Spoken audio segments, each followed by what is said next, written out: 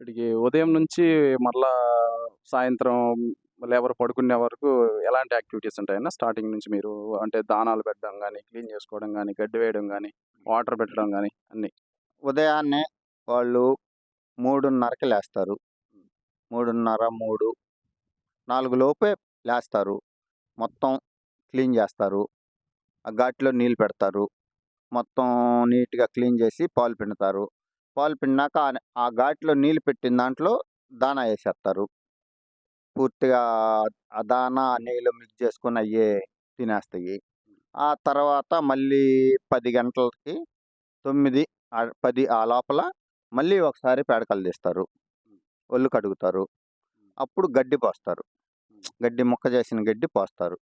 Same ఇప్పుడు ఎలా జరిగిందో సాయంత్రం మళ్ళీ 3:30 నుంచి సాయంత్రం సేమ్ ప్రాసెస్ అది.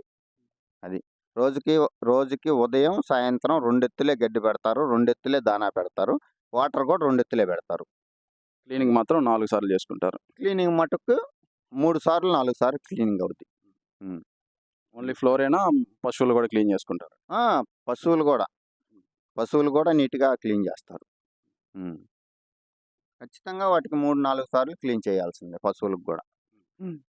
అది కింద గాని మొత్తం రోజుకి 3, 4 సార్లు క్లీన్ చేయాల్సిందే.